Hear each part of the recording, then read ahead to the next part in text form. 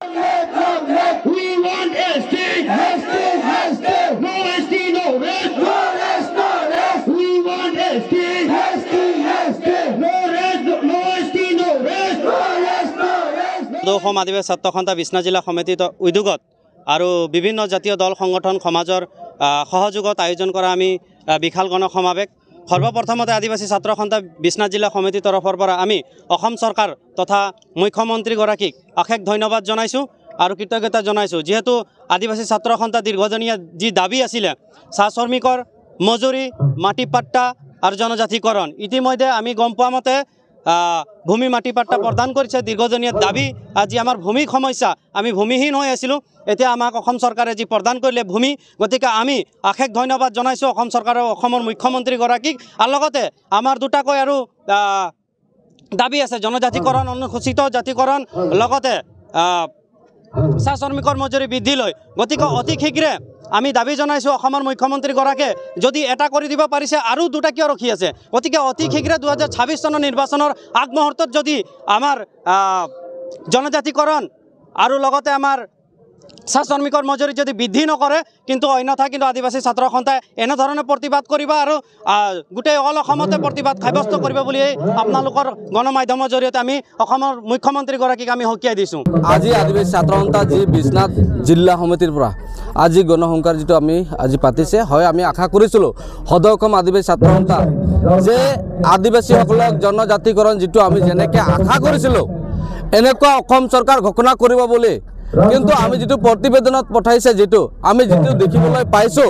V আৰু P আজি আমাক কি দিব বিচাৰি আছে অসম চৰকাৰ নিজে নাজানে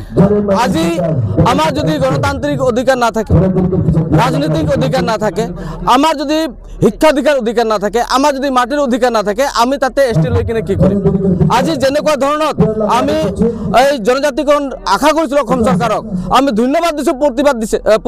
যেটো প্ৰতিবেদন পঠাইছে আমি মাটি পাট্টা বাগানৰ দিছে ধন্যবাদ দিছো কিন্তু বাগানে বস্তিত যিবিলাক মানুহ আছে ফৰেষ্ট এৰিয়াত যিবিলাক মানুহ আছে যিবিলাক আজিলৈকে হয়তো বহুত হাজাৰ আমি 1 কোটি বুলি আদিবাসী কৰি আছো আজি 3 লাখ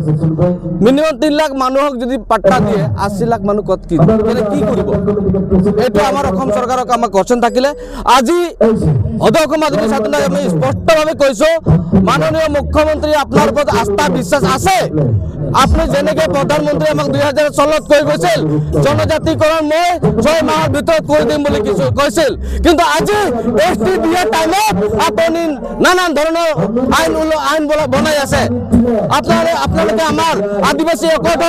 আমাৰ আদিবাসী অকল 2.1 লিখা আছে স্পষ্টভাৱে আদিবাসীসকলক জনজাতিকৰণ মই দিম বুলি কিন্তু আজি আপুনি তাতে সাক্ষাৎ কৰি আহিছে